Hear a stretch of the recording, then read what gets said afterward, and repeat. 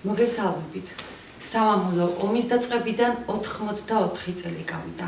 1941 წლის 22 ივნისის გამთენიისას მოსკოვის დროით 4 საათზე ფაშისტური გერმანია თავს დაესხა საბჭოთა კავშირს. ეს გადაცემა მე-20 საუკუნის ქრონიკებია. მე კი ამ გადაცემის წამყვანი მარიამ ჯულაყიძე გახლავთ. დღევანდელი ჩვენი გადაცემის სტუმარი გახლავთ ბატონი გრიშა ონიანი, რომელიც უშუალოდ მომსწრე იყო კავკასიონზე გერმანელების თავდასხმისა ოპერაცია ედელვაისი. მოგესალმებით ბატონო გრიშა, გთხოვთ გაიხსენოთ კავკასიონის მთებში, კერძოდ სვანეთში გერმანელების შემოსვლის ეპიზოდები. ვიდრე კავკასიონზე გადავიდოდეთ, მანამდე საშინელი იყო თვითონ ამის მოსმენა და გაგონება, რომ 1940 წელს 22 ივნის გამთენიისას დაიწყო ომი გერმანიამ საბჭოთა კავშირთან. დილიდანვე არ გამოცხადდა ეს ომი. იმიტომ რომ უნდა დარწმუნებულიყო მთელი მსოფლიო, რომ გერმანია ნამდვილად დაესხა თავს საბჭოთა კავშირს, რომ საერთოდ არაფერი არ ყოფილიყო იმაში, რომ რასაც აბრალებდნენ სტალინს, რომ თვითონ უნდა თავდასხმა გერმანიაზე. ამიტომ, როდესაც 6 საათი გახდა, ალბათ ჩვეულებრივად დაუპრეს ამ რადიომიმღებებმა საბჭოთა კავშირის შიგნით, მე გადაიცა უკანასკნელი ცნობები, მოსავლის აღებაყოფები დაწყებული იყო, გადასცეს საბჭოთა კავშირისა და საქართველოს სოფლის პროვინციის ამბები, ასევე გაიმეორეს 9 საათზე, ხო და ამ დროს მთელი, ესე იგი, მთავრობა და მოსკოვი და სტალინი და პოლიტბიურო ჩართული იყო იმაში, რომ ჩაბმული იყო და დაწყებული იყო ეს სისხლის ველი უზარმაზარი, რაც მსოფლიოში არ მომხდარა ისეთი დიდი ომი. და ამ დროს პოლიტბიუროს გადაწყდა, რომ 12 საათზე საბჭოთა ხალხს მიმართავდა ომის დაწყების ცნობის გადასაცემად მოლოტოვი. მთელი პოლიტბიურო და თვითონ მოლოტოვიც გაუგრებული იყო, რომ რატომ მე და არა სტალინი. ამ დროს სტალინს 40 გრადუსი ტემპერატურა ჰქონდა ალგერის გაცვლების გამო და მისი პირადი ექიმი წინასაღამოს იყო კუნცეოზე და უნდა რომ საავადმყოფოში გადაეყვანა. სტალინმა იცოდა, რომ დილით ომი იწყებოდა. მაგრამ მამას ხო ახლა ექიმს არ ეტყოდა და იქვე ვიღაცამ დაურეკა, დაზვერვამ ალბათ რაღაცები და სასწრაფოდ მან გადაურეკა ტიმოშენკოს და უთხრა, რომ სასწრაფოდო მოვიდეს პროლინიო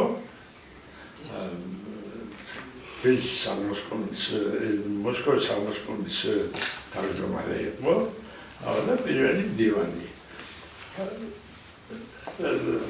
მოვიდნენ ესენი კუნცეოზე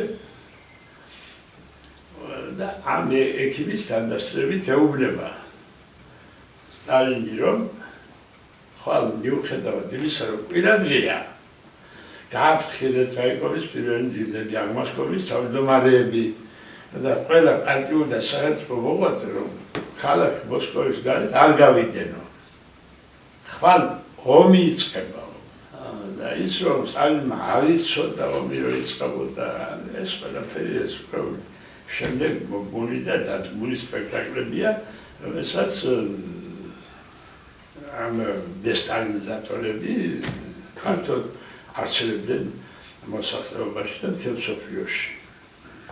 12 საათზე გამოვიდა მოლოტოვი და ხალხს უთხრა, რომ დაესხა მოულოდნელად თავს გერმანია და რომ ჩვენი საქმე სამართლიანია, ჩვენ გავიმარჯვებთ, ეს სტალინმა ჩაუწერა მიმართვაში, თვითონ მიმართვა სტალინის ხელით არის დაწერილი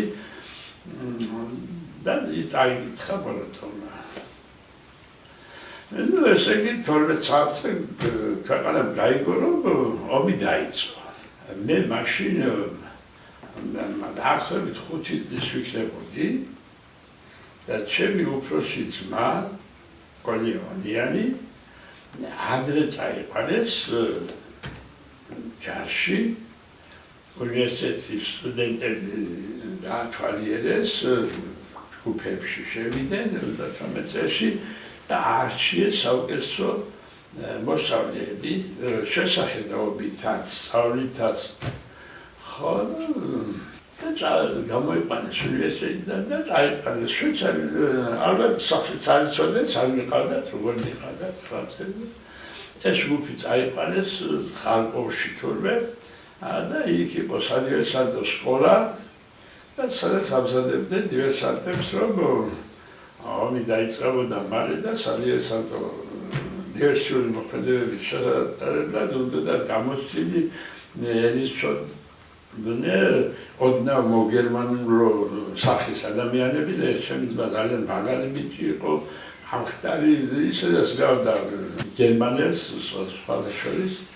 ხო და ასე წავიდა ესა და ომი რო გამოცხადდა მე უკვე მაშინ 5 წლის ვიყავი და ჩემს მახსოვრობაში შემორჩა რომ აი ტიბის თავზე იჯდა და შევით მაგაშვილი და ესე იგი ტიროდა და გიოდა რომ თქვენს ავტობიოგრაფიაში ნახსენები გაქვთ ჩემი მეხსიერება 1951 წლის 22 ივნისიდან ესე იგი დამეწყობე საგლიაზროვნება რომ რაღაცა კატასტროფა მოხდა.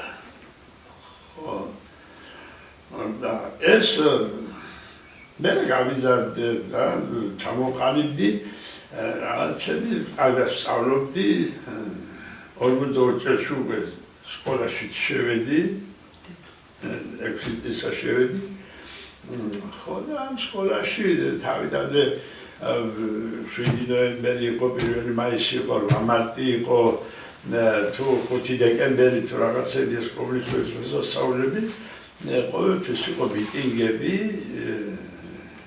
საღამოები, მისამებები, რაღაცები ეს მიუხედავად იმისა, რომ ომი მიმდინარეობდა და ახალდაწყებული იყო და უკვე გერმანია სამყოფელი ჰქონდა ევროპის დიდი ნაციების საკავშირისა, ეს რიტუალი და რამე არასოდეს არ შეწყვეტილა.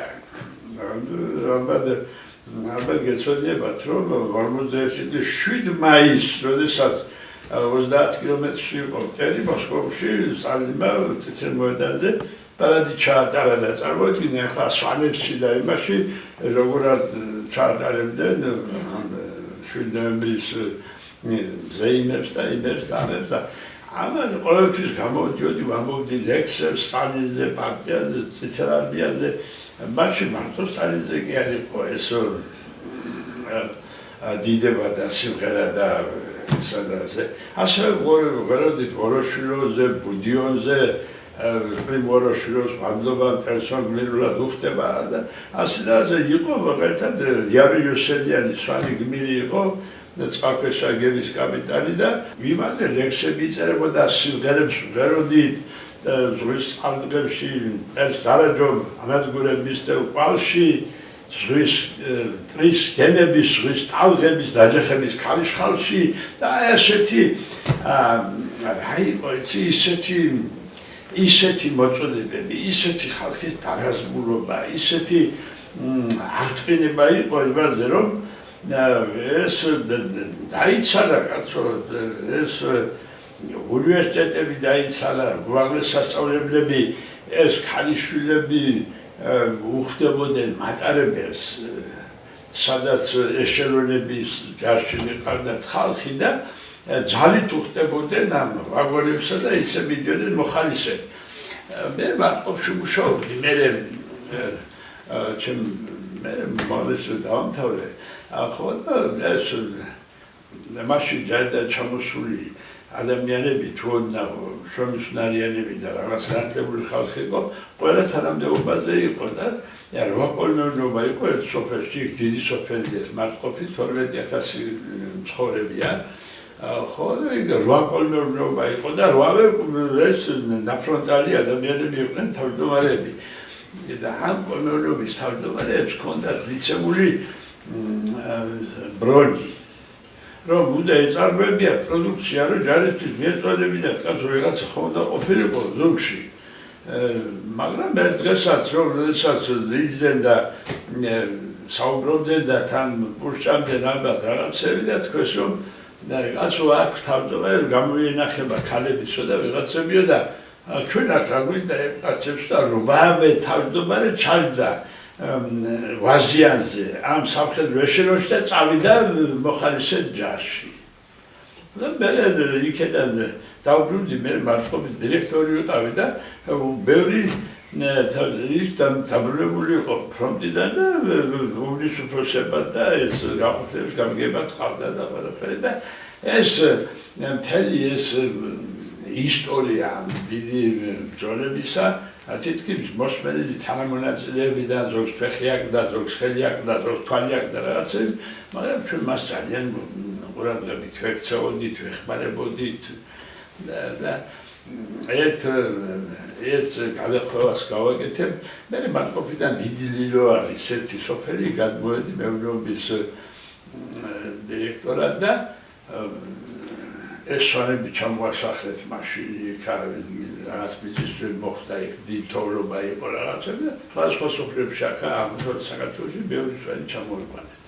ხო და ვეხმარებოდი რაც შემეძლო ახლა იქ მარცვლეული იყო რაღაცა იყო მანქანა ჭირდებოდა შეშის მოსატანად რაღაცა იძულებული ვიყავი ვეხმარებოდი იმიტომ რომ ისინი დიდი გონორით მოდიოდნენ და მეუბნებოდნენ რომ ჩვენ კაცო ხელი დავკარგეთ და ამე და ჩვენ უნდა მოგვეხმაროთ უნდა გვესწავლეთ და სამთვალე და ჩვენი ამხარაგები მიწაში დაწეს ხო და ერთხელ მომივიდა რაღაც აზრად კაცო ასე როგორ იმას მიშველია და მეც ვთხარი რომ კაცო რა გამიჭირეთ საქმე მე მამაჩემი ქეთში ჩატვა მიწაში მესკითხვა მაგრამ არერთვისა დავიმადლებია რომ მამაჩემი აღარ არის თქვა და ასე უამოდ გავიზარდე რაღაცები და ხო და ამით ცოტა შევარჩერე ეს ხალხი და ეს რომ მე ბრძოდნენ რომ ხელი ქონდა დაკარგული როდესაც მე მამა მყავდა დაკარგული ბატონო გრიშა ოპერაცია ედელოისი მე მყავდა ბაბუა რომელიც 127 წლის გარდაიცვალა კავკასიის ფრონტზე როდესაც თელმა გადმოლახა ეს და შემოვიდა ბაქსანზე და რამოდენიმე სოფელი აფხაზეთისა უკვე შემოსული იყვნენ გერმანელები და მე სტალინმა დაუდახა ბერიას და უთხრა რომ იცი რაღაც ჩვენი სამშობლო ჩავაბაროთ პირველად ამ დღეს და უნდა წახვიდეო და უნდა ჩაუდგე ამ ფრონტს სათავეში რა ხო და აი ჩემი თვითმფრინავითო ჩემი ფრინავითო რამეო 18 კაცისგან და 20 კაცი შეაგროვეო ქართველებიო ყველაო ხო და ჩაფრინდი მოსკოვსა თბილისშიო და დარაზმე ყველაფერი გააკეთე იმისთვის რომ ეხლა ბეჩოს დაცვა არის კრემლი რო დაიცვაო კრემლი და კავკასიონის დაცვა ეს არის რომ მოსკოვის დაცვა გინდა კავკასიონიდან კარგია გინდა მოსკოვი იმიტომ რომ თუ თბილისს აიგებს მტერიო მაშინ ადგილად გადავა ბაქოშიო თუ ბაქო და გროზნო დავკარგეთ ჩვენ ომში საწვავი არ გვექნება და ჩვენ არაფერი პერსპექტივა არ აქვს ომში ხო სარი მართლა ჩავედა თან დააყოლა რომ ხალხს იმედი მიეცეს რომ მოსკოვი და თავრობა იმედიანად არის და ბავში გაიყოლეო სერგო ის სახაოჯახსა და სერგო შენი ბიჭი გაიყოლეო ხო და ქუჩაში იაროს მაგრამ რომ ხალხმა დაინახოს რომ ბერიას შვილი აქ არის და ესე იგი არაფერი საშუალება არ არის ამ ბერიასთან მუშაობდა გენერალ ლეიტენანტი იყო ვინმე ქაკუჩაია ვარლამ ქაკუჩაია ხო და ის გამოიძახა ბერიამ და ღამის 12 საათი იყო რომ რაღაც საკომანდო პუნქტიდან მოიხსნა სუდა პლატოვი იყო ერთი ამ სამხედრო დაზვერვის სამართლოს უფროსი და იმის მოადგილე იყო ეს ვარლამ ქაკუჩაია მოვიდა და ამხედა ბერიამო ხო, იმისი შვილი იყო მერე საკავშირო ტელევიზიის ერთ-ერთი მთავარი რედაქტორი. ხო, და ამ ვანამ ქაუჩაიას დაწყებული ქონია წიგნის წერა მოგონებები ამ კავკასიის დაცვაზე. ხო, და ამას მოგდა, რომ ვერ დაუმთავრებდი ეს წიგნი და ამ შვილს ეს წიგნი კიდევ უფრო შეუსია ლიტერატურით, საარქივო მასალებით და ძალიან კარგი წიგნი გააკეთა. ხო, და იქ მიავისო ახლა ის კაცს, მაგრამ დიდი წარწერის და დიდი სითი ავტოგრაფით გამომიგზავნა, რომ თქვენ იკვლევთ სტალინსო და მის შემოქმედებასო და ეს წიგნი გამოგადგება თქვენო და საჩუქრად ჩემგან რომ მიიღეთო ცალკე იმით ბანდერობით მომივიდა. ხო, და რა თქმა უნდა, ძირითადად ამაზე ავაგებდა კავკასიის დაცვის თემა ძალიან ბევრი მუშაობა მაგაზე. ეხლა ის წერს ქაუჩაია, რომ შევედი ბერიასთან და ამხედაო, როგორ მაცვია რამე ეხლა ისო და მითხრა სასწრაფოდ და წავითან წავიდეო ეხლა ჩემგან და გადადიო. მე სასწრაფოდ დავედი, მივედი სტალინთანო კარებში გავჩერდი ახლა პირველად ხალი კაბინეტშიო და სტალინმა მითხრა ბლიჟეო მომიახლოვდიო და მივედი ახლა მითხრა შენ იციო რაზე ხარო ჩემთან დაბადებულიო და ვიციო არ ვიცავთია ხო შენ უნდა წახვიდეო სვანეთშიო ხო ჩვენ მეზობლები არიან სვანეთი ხო და უნდა დაიცვა ბეჩო ბეჩოს დაცვა ეხლა არისო არის ჩემი კაბინეტის დაცვა მოსკოვის დაცვა ხო და რაც შეიძლება უნდა თავი გადაგა რომ ყველაფერი გააკეთოთ ბეჩოს გადასარჩენად და ამ ბილიკების გადასარჩენად ხო და я официально მოკვდებიო ხარა გუსტალინო თქვენ დავალებასო რაც შემეძლება მე შევას არა შენ საჭიროებს გაგზავნიო შენ გერმანელები უნდა დახოცოთ თორე შენ თუ მოკვდიო რა გინდა მამა რაღაც გინდა მაშინ რაც და აი ესე ცოტა მეზე მომიყვანავა და აბა კარგად იყავიო და თქვენი ხელმძღვანელი ბერია იქნებაო და მე ბერია გეტყვითო და ნარჩენსო ყველაფერს რა მოგეთ მე წავედი და დიდი 4 საათზე გამოვფრინდითო მალე 17 ოქტომბერსო 42 წლის 17 ოქტომბერია და გამოვფრინდითო მოსკოვიდან და რო ჩამოვფრინდითო 12 საათია შენასე აპიტიტები არისო და თანაც სასკოპიდაპირ მარშრუტით კი არ მოდიოდნენ ბაქო და რაღაცა და ისე მოფრინავდა თიფრინა. რო ჩამოვფრინდითო აქტიურენები იყო მაშინ ამიერკავკასიის სამხედრო ჯარების სარდალი. და პირველად ისო გაჭიმული დახვდაო ახლა ბერიასო თიფრინავდა რო ჩამოვიდაო. და იქ იყო არუჩინოვიო ეს ბაგიოიო და ფარგვიანიო. ეს ჩეგას პირველი ბილებია სომხეთის და აზერბაიჯანის და საქართველოს.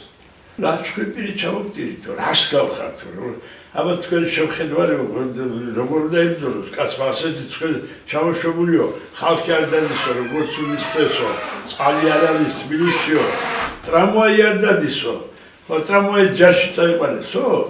კითხავ და დამოვლად იურენესო წავი გაადრო როგორ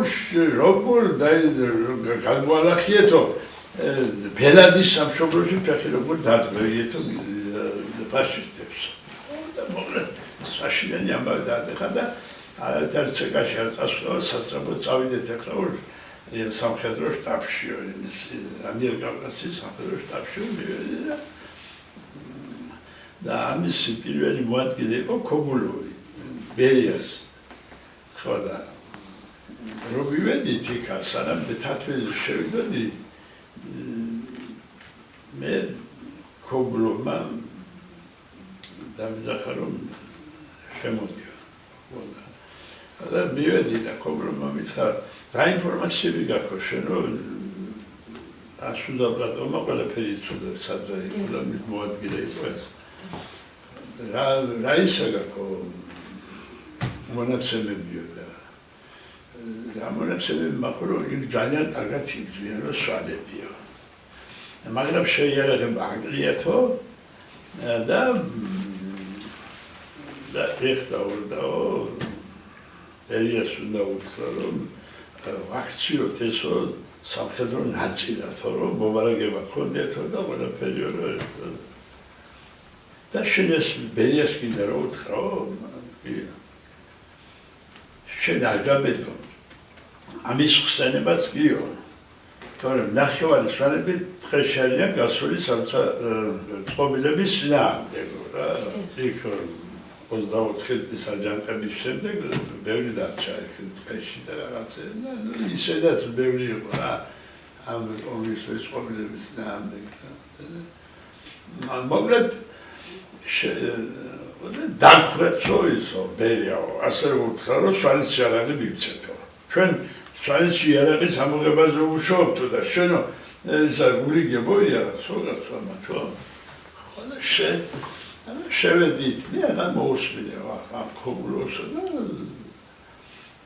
სტანის უთხარი რომ იქ გადამწყვეტ როლს ჩვენი ოპერატიული ვიჩო სვანების დივიზია სვანების ბატალიონი ასრულებს ძირითად მოვალეობას მაშინ მერიამ თქვიო ხო და მიეცი სტატუსიო როგორც ჯარის ნაწილიო და უზრუნველყავით მაგისი სახელმწიფო მომარაგებით უზრუნველყოფა როგორც სურსათითო ასევე იარაღითო რაღაცები და ჩამოწერა თუ სვანი მოკლავს გერმანელს ეს გერმანელს მიეცეს 500 ბანეთი ფულადი ჯილდო და მისი ტანსაცმელი და იარაღი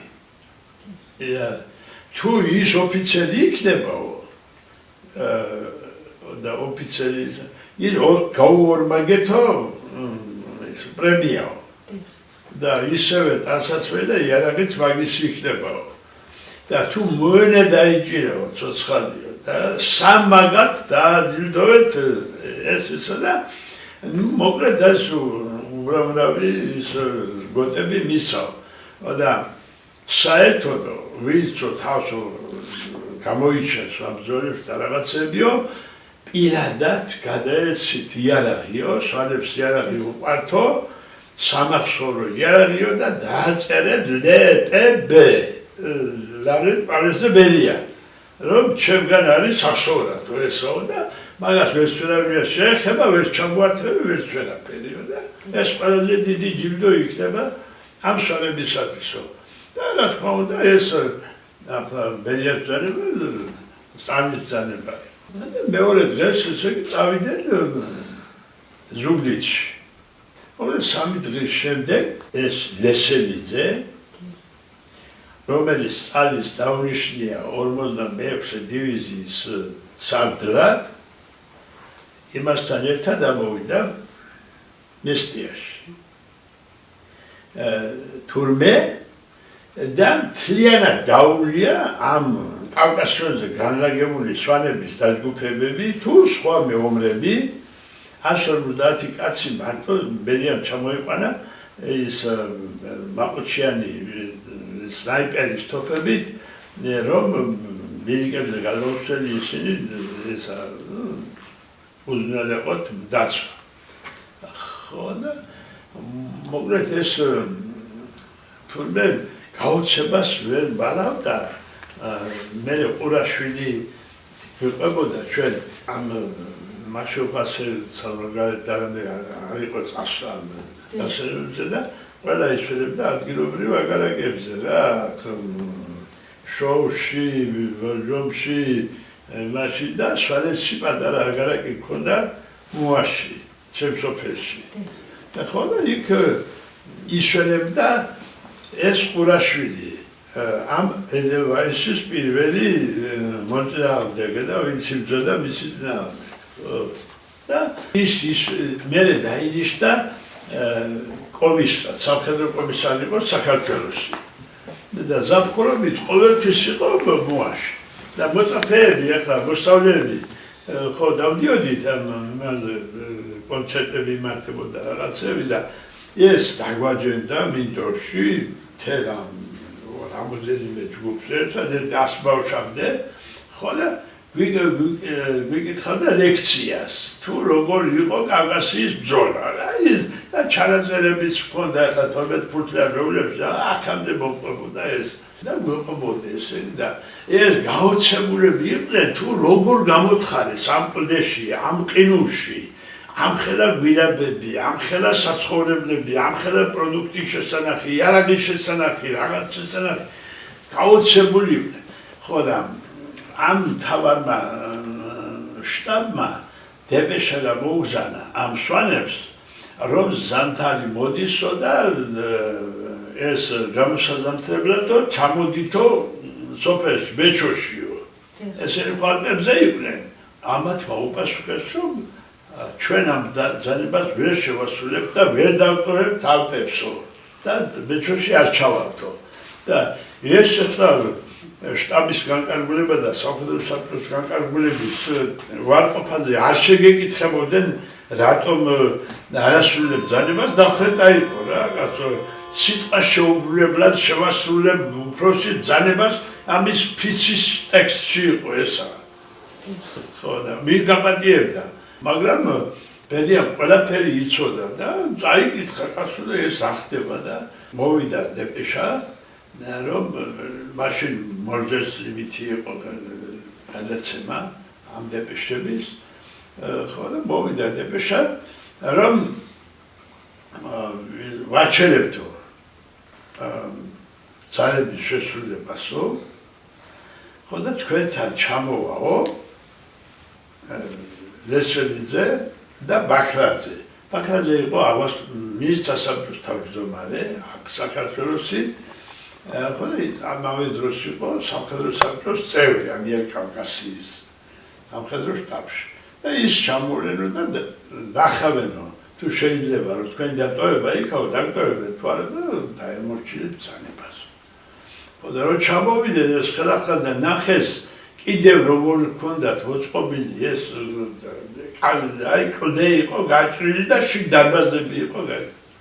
ხო და უდეპეშის იქიდან ბერიას რომ რაღაც დახეთ სასწაულში და დატოვეს იქა და ლესელიძემ უცხა რომ განსაკუთრებულ ვადობას გიცხადებთ იმისათვის, რომ სამხედრო საბჭოს დადგენილება არ შეასრულეთ, რომ თქვენ როგორ შეიძლება ამის დატოვება და ქვევით ჩასწავლა. ამაში რომ გერმანელი შემოვიდეს, მერე ნამდვილად ვერაფერს ვერ გავაკეთებთ. אז დაიწყო ბრძოლა მოკლედ და ერთხელაც ამ მაგარი სიხშირის ტელეფონს ვეჩერება, ვიდით ის ახლა სადაც დაურეკა ამ ბერიამ, რომ ის უზრუნველყავითო დროშის ჩამოღება, რომელიც იარბუზია აღმართული. რამდენი ხანი უნდა ფრიალებდესო ეს დროშაო იარბუზიო. ხო, მაშინ შეიგებდნენ ეს ბექნო ხერგიანი და მისი მეგობრები, კარგი ალპინისტები იყვნენ მაშინ ფუნი და ალპინისტების ყველაზე მაგარი ალპინისტები ყავდა მაშინ საქართველოში ამ ბექნო ხერგიანის დროს.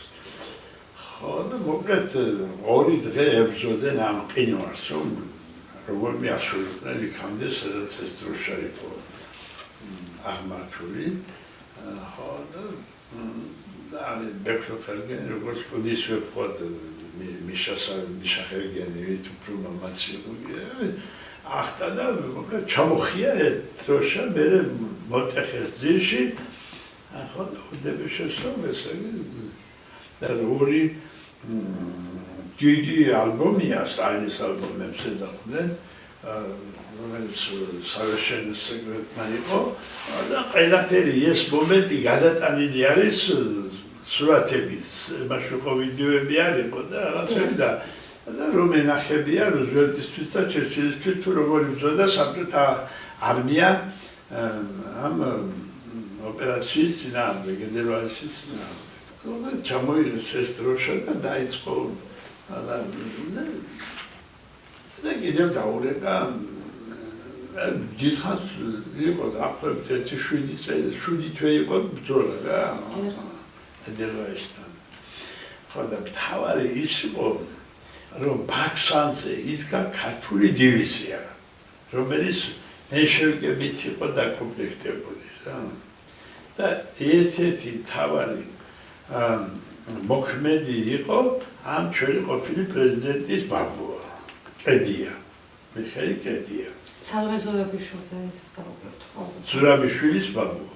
ხანმა უთხრა, რომ ქართული დივიზია მათ ყავთ ბაქსანთანო და ჩამოყვანილი ყავდათ ამათ ედელვაის ჩამოყვანილი ყავდა კავკასიის გამგებელად და სანიშნის შიდეკანცი რომ საქართველოს ვაიღებდნენ აქ თავმართებელი უნდა ყოფილიყო შიდეკანცი და ეს ამდენი ხანი რო დგანან იმას უნდა და მალე ჩაიგდო ასო თავის კაბინეტში უნდა და რაღაცები და ეხლა ბაქსაშიდია ჩამოსულეს საქართველოს და ამიერკავკასიის ხელმძღვანელ დანიშნა გიტლერმა მაშინ.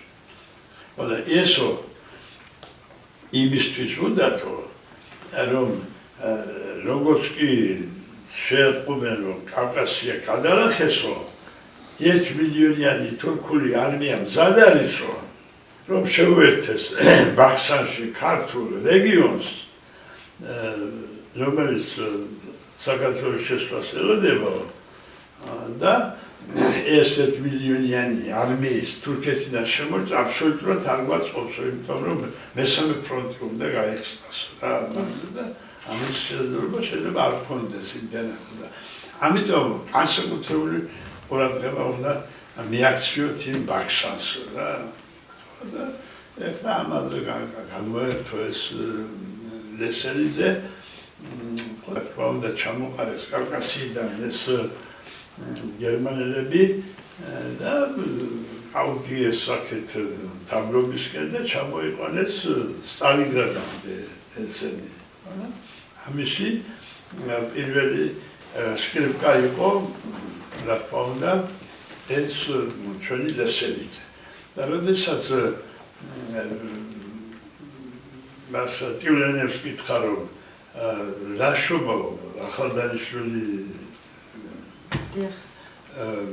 ლესელიძეო სარდალიო 46 არმიისო როგორ მომკროთო მისი მოქმედებაო და ის ისე ხელმძღვანელობსო არტილერიასო როგორც კარგი დირიჟორი ორკესტრს რა აი ასე მაგაზე მეტი კარგი სიტყვები რა უნდა ყოფილიყო. ხო და მე კარგი გერეძე იყო ძალიან ახლოს სტალინთან და საოლქო კომიტეტის მდივანი იყო ომის შემდეგ და ისე აგაგი გედაძე ზურგის კომისარი იყო სამხედრო ზურგის კომისარი იყო კავკასიის ფრონტის და ახლოს იყო ბერიასთან მე წიგნები მაქვს სურათებშიც კი არიან ერთად გადაღებული და იქ იყო 252 დივიზია იყო, რომელსაც ყურაშვილი მეთაურობდა და მისი პოლიტსამმართველოს უფროსი იყო ბიძაჩები ვასილონიანი. და ვასილონიანი ჩემი გამზელი იყო, მასთან ცხოვრობდი მე სტუდენტობის დროს და მე ხშირად მიყვებოდა ის თითქოს სტალინისთან ჩამოუყალიბდი ეს ყველაფერი ბიძაჩების დიდი დამსახურებაა რომ ის იყო ფანატიკოსი სტალინისტი რომ მას არ მიაჩნდა ის ადამიანად ის სხვა რაღაცა იყო და ასე ვითარდებოდა მისამი დამოკიდებულება რაღაცები. ბატონო გრიშა, როგორ გაჩნდა თქვენი დიდი იმედი და როგორ ჩამოყალიბდა თქვენი უსაზღვრო სიყვარული სწორედ დიდი ბელადის იოსებ სტალინის მიმართ? აი მე ხო გითხარ ბავშვობიდან მე ვიყავი დეკლამატორი, აი კითხულობდი ლექსებს, რამ არც შეგრავიცი, არც შეყვავიცი, არც არაფერი არ ვიცი მე. მაგრამ რატომღაც არც ოლიმპიადაზე, არც სხვადასხვა აღნიშნება ჩატარდებოდა სცენაზე რომ არ ყოფილიყავი, იმიტომ რომ ან წამყვანი ვიყავი, ან ლექს ვამბობდი, ან მონოლოგს კითხულობდი, ან რაღაცა ვშობდი. ხო და ამდენმა ძახილმა ამ სტალინის ან რაღაცამ იმდენი და ბედაჩემის გავლენა იმდენად დიდი იყო და ვკითხულობდი ამ მომენტის ისტორიას. იმ პერიოდში სტალინობა გამართლებული იყო, ხო? გამართლებული ყოველთვის იყო. ახლა მე ამ საშინელებას ხომ მოვესწარი სტუდენტი მე იმ წელს მოვეწყო როდესაც სტალინი გარდაიცვალა უმაღლეს სასწავლებელში. ხო და მაშინ თემები იყო მაგალითად ქართული წერა იყო პირველი გამოცდა ყველგან, სადაც ამდენ შეგებარებია. ხო და იყო თემები, თქვათ პირველი იყო თქვათ გალაქტიონ აბიძის შემოქმედება, ესე იგი შემოქმედება უნდა გწოდნოდა. მეორე იყო ლექსი, რომელიც უნდა გწოდნოდა სეპირად. ხო და მესამეც იყო რომელიღაცა თემა. მაგრამ იყო აგრეთვე თავისუფალი თემა. თქვათ სტალინის სახე ქართულ პოეზიაში. ასეთი თემა იყო, რომელიც ახლა მათ ხვალისწავლებოდა ესა. არიან გასწავლიდა მას სკოლაში, მაგრამ შენ თუ ლიტერატურით სარგებლობდი და აზზე იყავი, რა ხდებოდა შენს გარშემო, უნდა გწოდნოდა ეს რა. ასე იყო ეს, იმიტომ რომ ყველა ლექსში სტალინის სახელი იყო ეს ლექსადაც აგრიშეშვის. ხო და ამიტომ ეს ყველაფერი შევიდა ორგანიზმში და გონებაში შევიდა და მე წარმოქმნილი მქონდა რომ ეს სხვა სიდიდე იყო რაღაცა და არა ადამიანი. მე ძალიან ახლო ურთიერთობა მქონდა პატრიარქთან. და ახლა დაბედა და ვეღარ ვაწუხებ რა და რაღაცა და მე მათყოფის დირექტორი ვიყავი, როდესაც ის პატრიარქად აკურთხეს. ეს იყო 57 წელი.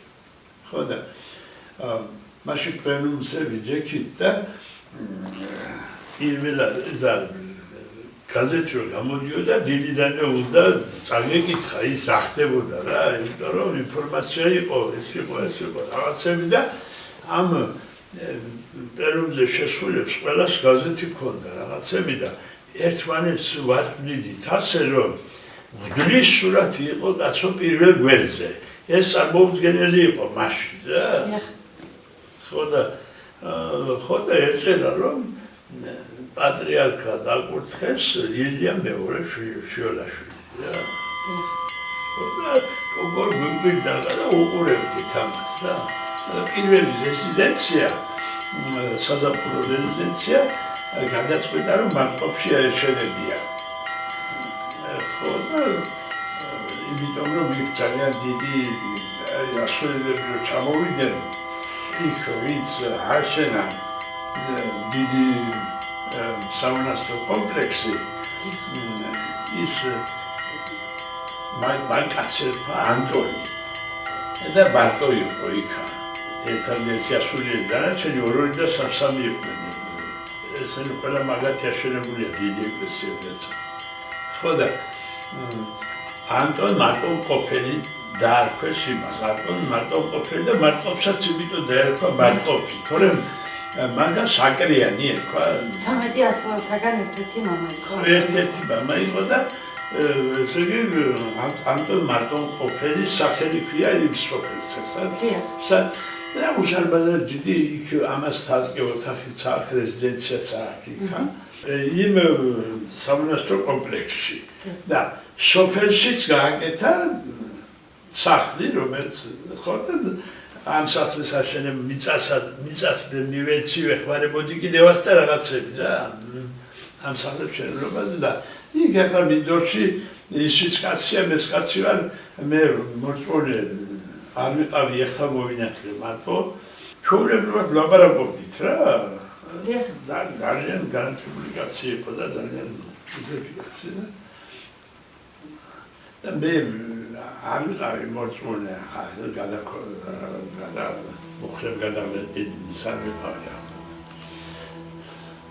ხო და მეუბნებოდი რომ მოდიში მეც გითხრა რომ მე მოწონე ალავარ და რაღაცები და ერთხელ მივედი თავის რეზიდენციაში და ახლა იქ მინდორში ვიცი მეც კი როგორც უნდა მოგექცეთ მაგრამ აქ ამ ხატებთან არ ვიცი მეც გითხრა რა ეს დავდივარ მეთქა და რიშო სიმართლის თქმელი კაციო არის ყველაზე მოწონეო ხო ფარისევლებს და წიგნობრებს ხო ის როგორ ექცეოდა ქრისტეო ხო ის იცოდა რომ ისტორია ვიცოდი ახლა ეკლესიის ისტორია ქართული ეკლესია კარგად ვიცოდი მაგრამ ეს არ ვიცი ახლა რაღაცებს და მომავალ რაღაც არ ვიცი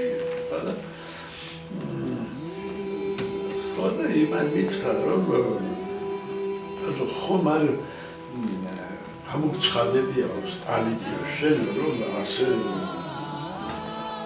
ასე რომ ექცევიო და ასე გიყვარხო და არ ვიცი რა გამოცხადება რა მეთქა ვიცი გამოცხადებია არ დაგსიზდებიაო დასიზდების კი დასიზდებია მეთქე თუ არ გეჩქარება სადმე მე ასად არ მეჩქარება და მომიყევი ეს ხაპარი ობო და რაც კი გაგახსენებ აი ის მომწმანების მომიყევი მოვყევი ახლა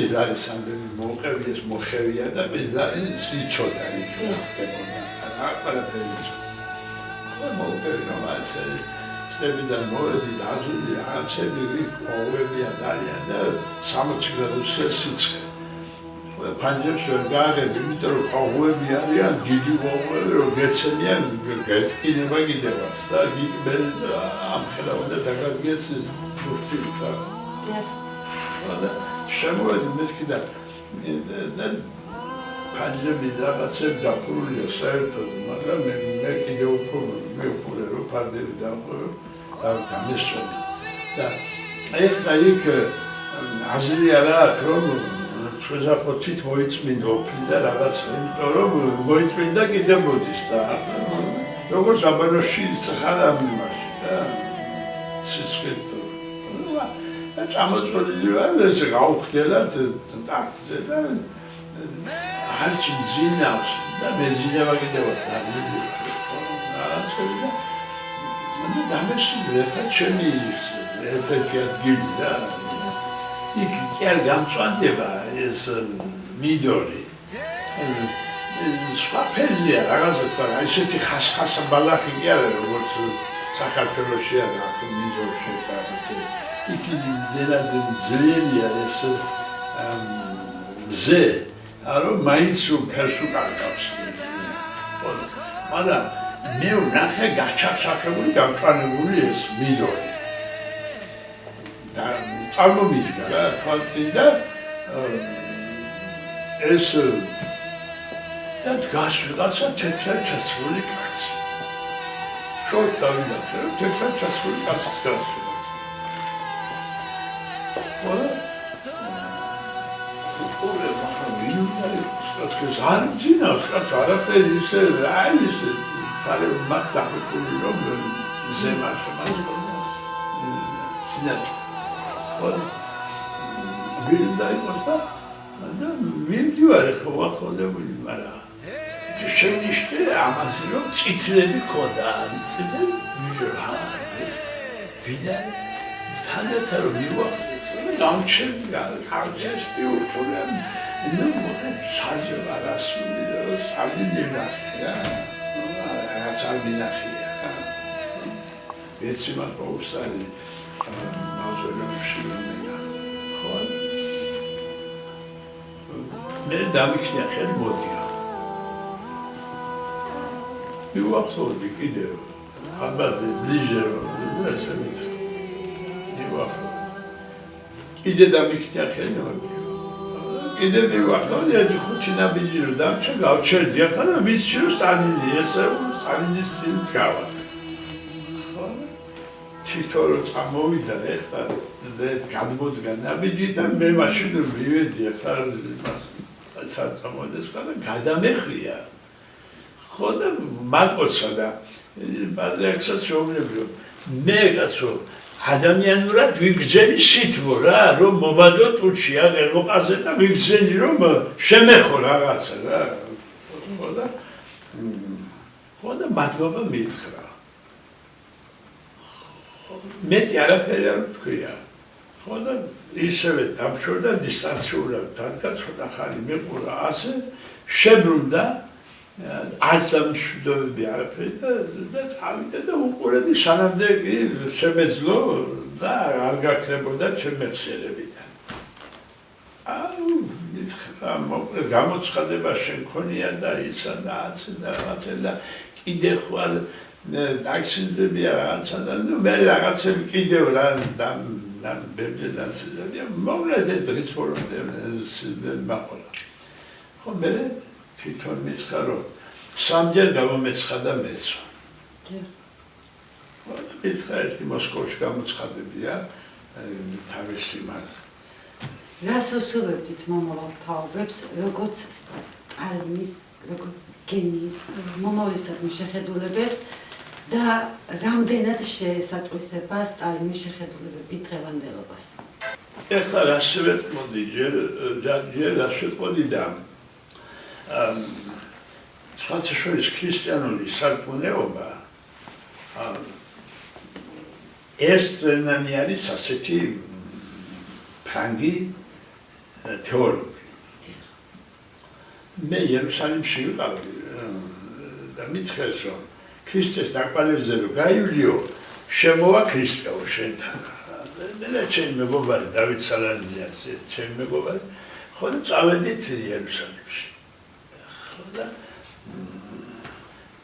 დავიქირავეთ ოდესელი ებრაელი პროფესორი თეოლოგი თავის მანქანა ყავდა ახლა ფულისთვის ზობრიანი რაცა გაგეცა ერთი პირა გვემსახურებოდა და სადაც კი რამე იყო ამის ქრისტეს თან სახელთან დაკავშირებული ამ იერუსალიმში ყველგან ამყოფილად და გადაგვიყვანა ეგვიპტეში ვანახა ის ჭა საიდანაც ესე იგი მას წყალს ასპერდნენ და სადღაცას უდაბნოში ხო და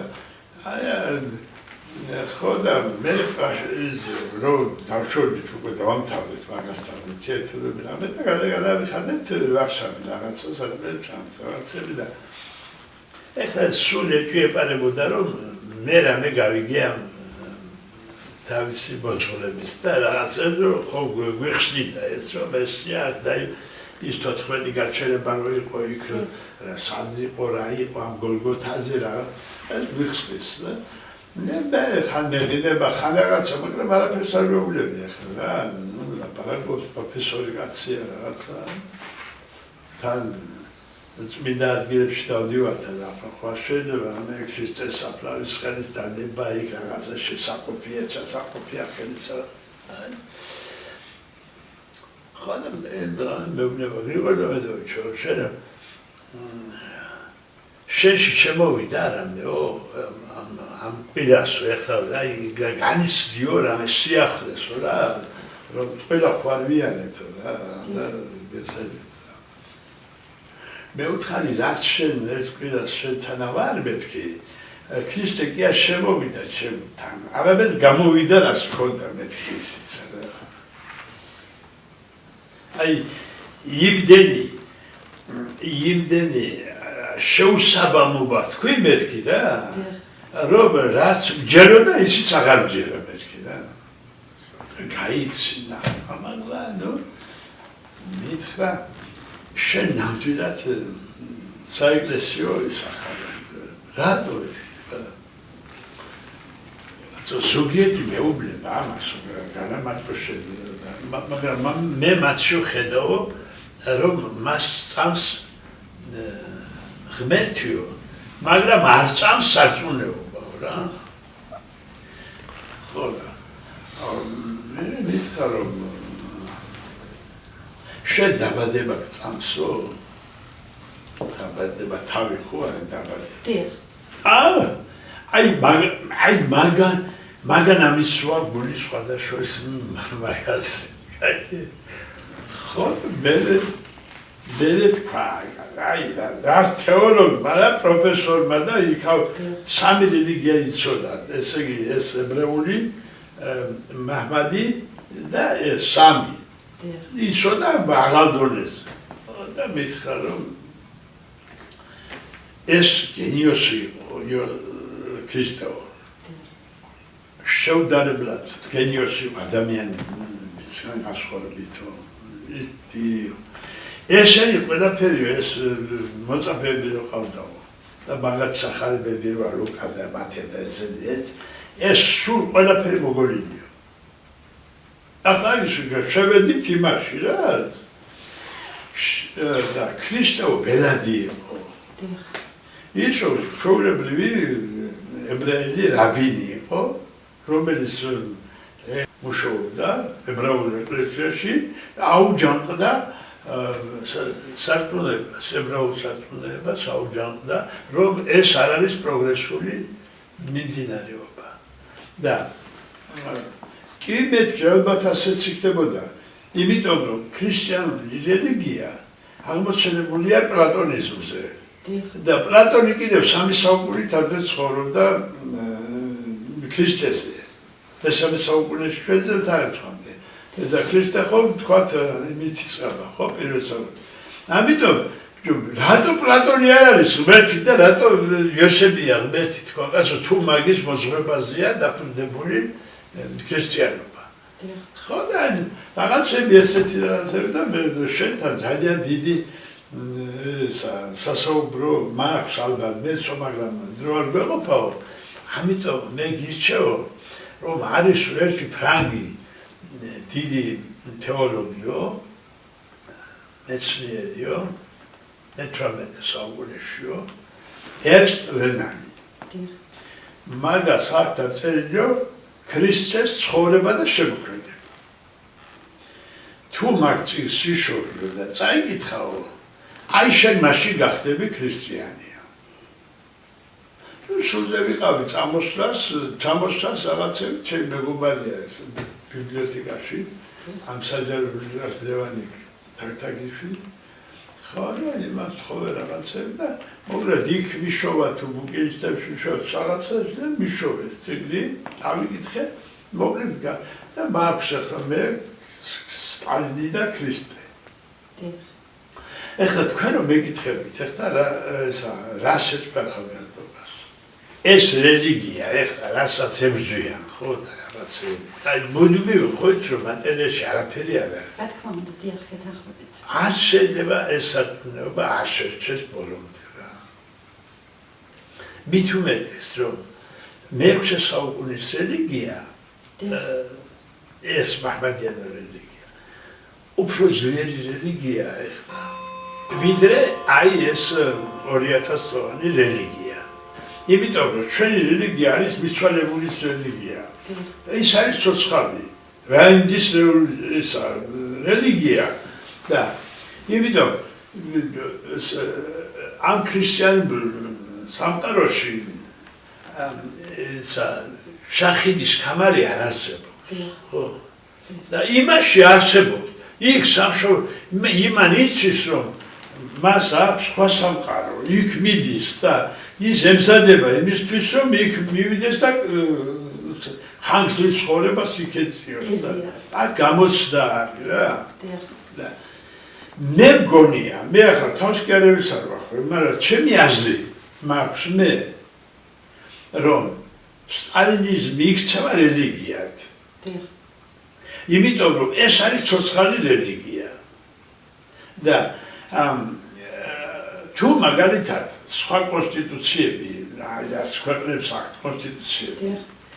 ლიბერალიზმზე, იმაზე, ანარქიზმზე, რაღაცა დესპოტიზმზე, რაღაცებზე აგებული. ეს საბჭოთა კონსტიტუცია იყო ბიბლიაზე აგებული.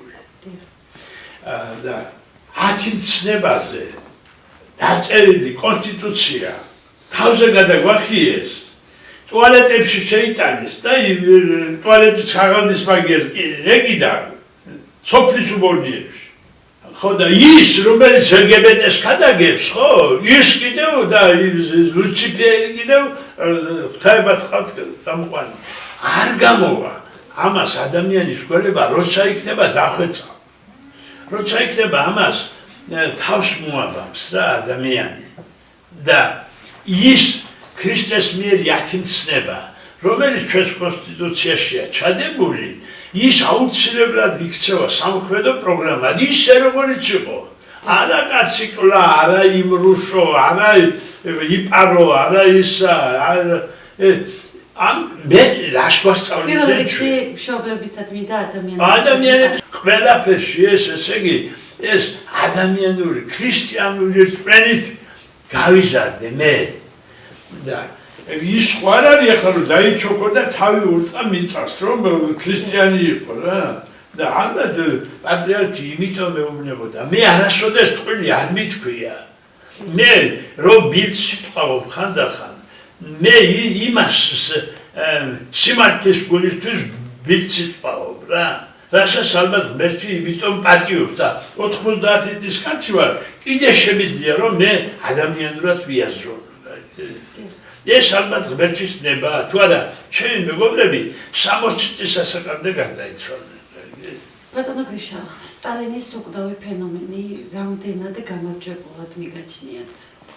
სტალინი თვითონ სტალინი კი არ არის, სტალინია სტალინიზმი. სტალინი იყო საბჭოთა კავშირი. ის ლუდოვიკო ამბობდა, ლუდოვიკო რომ სახელმწიფოს მე ვარ. ლუდოვიკო სახელმწიფო რა იყო, მაგალითად, ხო, რაში იყო რომ ლუდოვიკო სახელმწიფო მე ვარ. სტალინი იყო საბჭოთა კავშირი და როდესაც ფოხტვანგელი ეუბნებოდა რომ უხერხულობას არ გიჩვდის რომ ამდენს რო გაქებენ, რომ ამდენი სურათი რო აო და რომ მოდიხარ და რო უყურებო ამას შენო უხერხულობას არ აგზნობო? ხო, სტალინმა უთხრა რომ ისეთ დღეში ვარ რომ ტრიბუნაზე რო დგავარო და სოფელში დახატული ნახშირით ის სურათი რომ მოახტო იქედას და მწვენია მაგრამ ისო აიგივებს ჩემ თავსო თავის ქვეყანასთან რა. და მე იმიტომ უყარვა რომ ის იმას საბჭოთა კავშირი უყარსო და საბჭოთა კავშირი იმიტომ უყარს რომ მე უყარვა გაგიდა. ამიტომ სიყვარულის საყდარმა შეიძლება რა ფორმითაც არ უნდა მოგაწოდოს ის ადამიანს რა გაგიდა. და ამიტომ იყო რომ ის ალბათ იცვენდა იმას რასაც იცვენდა ამ შემთხვევაში. თორე მე ხანდახანო ისეთ რთულ ერთხელ ახალ წერს როდესაც ახალ სუფრას აწყობდნენ გიორგიევსკის დარბაზში ხოლმე და რაღაცები და სტალინზე იწყებოდა და სტალინზე თორდებოდა. ერთხელაც ადგა სტალინი და მოდი პირველ სადგელს მე ვიტყვიო რა, თვითონ ადგებოდა და მოდი გავმარჯვოს ამხანაგ სტალინს. ჩვენ სულის ჩამდგმელსო, მასწავლებელსო, ხედართავარსო, იმას მოყვათ რა, რასაც ამბობენ.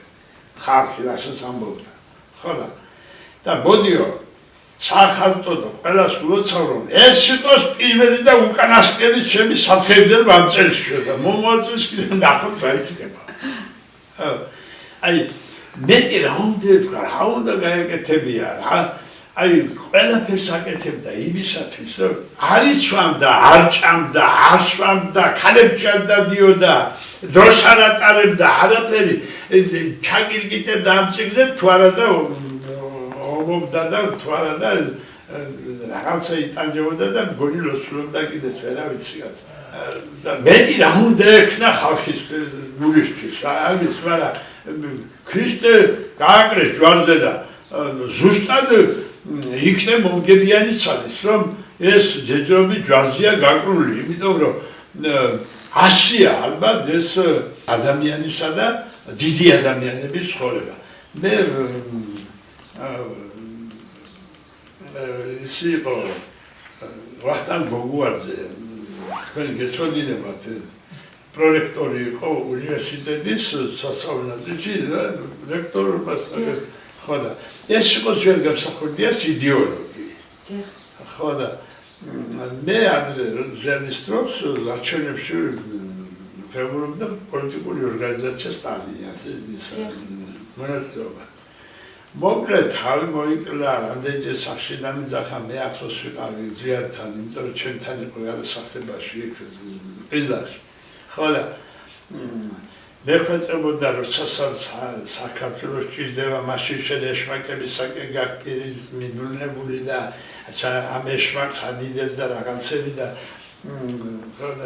მოდი აქაო და მე ხო პირველი ვარ სიაშიო და იგი არჩევნებია შენ მოხსენიო ისო შენ პარტია ვარ კედანო ხო და გადმოდი ჩვენთან ამგვარ მაგიდაშიო და პირველი ხომ ეწერი ვარ მეორე ადგილზე შენ დაგწერო მე ვთხარი შენ ეხლა მეთქი შექმენი ეს გალი მაგიდა თქვა და მე სტალინის მეთქი 56 წლიდან ხო იცი რომ ერთად ვიყავით მაშინ 56 წელს ხო და როგორ ხალხი რა სიტყვის ეხლა მეთქი თქვა რომ გასულელებული ექსპერიკაციო და მოდი მეთქი შეგადმოდი შენ პარტიაში და პირველად შენ დაგწერი მეთქი გასდი მეორე მე ვიქნებ და ფუიეს მირა ახლა რა არის იცი იმას ეგონა როგორც მამამისის რომანებში არის ეს უფლის ჭულები სამეფო კარი რაღაცა ისიც ეუბნებოდა მამამისი რომ საქართველოს მეფე უნდა იყო ის იყო და ხო და იმას თავის მიმართულება ქონდა თავის მხრით ის ბოროტი კაცი კი არ იყო საქართველოს ჩემზე მეტად უყვარდა განათლება უდიდესი ქონდა ყველაფერი მაგრამ ამ წყობისა ამ სტალინიზმისა რომელიც ასე ძალუნია ასე ეს არ დაინგრევა ეს როგორც არ უნდა ეხლა ჩვენ სტალინის ეპოქაში ვცხოვრობთ გურამ პანჯიკიძე იყო ჩემი მეგობარი და ერთხელ მითხრა მე კაცო თუ სამსახური აქვსო და თანამდებობა აქვსო ის სამსახურში ყველა ქართველი სტალინობს ყველას უნდა რომ სტალინი იყოს თუ მაგალითად სამსახური არა აქვს და სახშიაო სახში სტალინობსო იმას უნდა რომ სტალინი იყოს რა ქუჩაში ხო ქუჩაში სტალინი ამიტომ სტალინი თვითონ ყველა თვითონ შეტაკანშია ბატონო გრიშა, დღევანდელი გადაცემის ბოლო შეკითხვა თქვენ, როგორც გრიშაონიანი, რას უსურვებთ ჩვენს ქვეყანას, საქართველოს და შემდეგ უკვე მთელ მსოფლიოს? ეხლა მე რატომღაც მგონია რომ მე ბევრად არ ვარ დამოკიდებული ღმერთზე მეთქი რა, მაგრამ ღმერთი ალბათ რატომღაც და რაღაცნაირად მაინც ხელს ვიწყობს. მე მიუხედავად იმისა, რომ ხრუშჩოვის დროსაც ამ მძიმე პერიოდებში, როდესაც სტალინი ასე ილანძღებოდა და ფიესყებოდა ყველაფერი, ჩემთვის არასოდეს სტალინის ხელი არ შეუშლია. არც დაწნევრებაში კი ალბათ რა, რომ სტალინი, მაგრამ თანამდებობა ყოველთვის მქონდა. ყოველთვის ხალხის პატივისცემა მქონდა, ყოველთვის მაფასებდნენ მე, იმიტომ რომ სტალინს ვაფასებდი.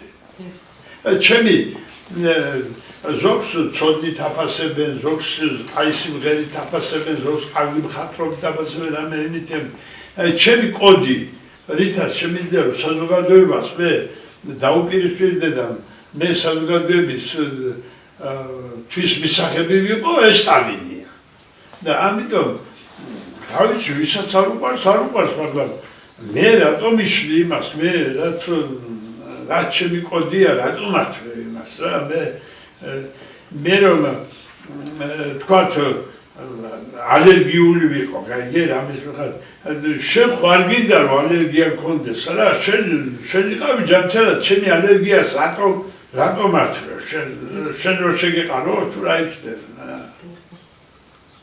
არ მინდა თქვენ გადაცემიდან გაშვება ისე, რომ არ წაგიკითხოთ თქვენი ერთი საუკეთესო საყვარელი ლექსი, რომელსაც კითხულობთ და გთხოვთ. Ჩემს გადაცემაში მინდა ექსკლუზიური, რადგან პირველი გადაცემა ჩვენი ორგანებიდან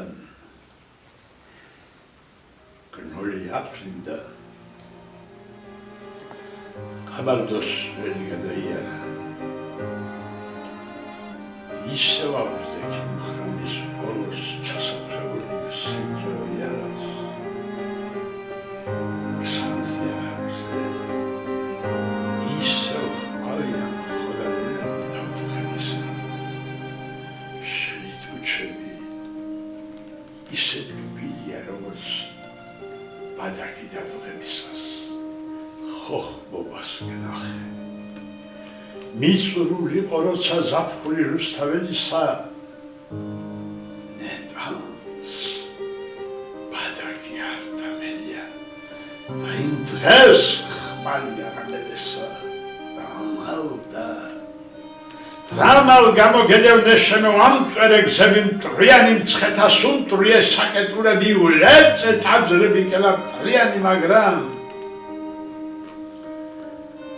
თვითონაც დაილეწება დაბადებულა იცი იმჩოლა უზარადიან შენ ხმარში მუქდი თავი შუაზე გადამიჩეხა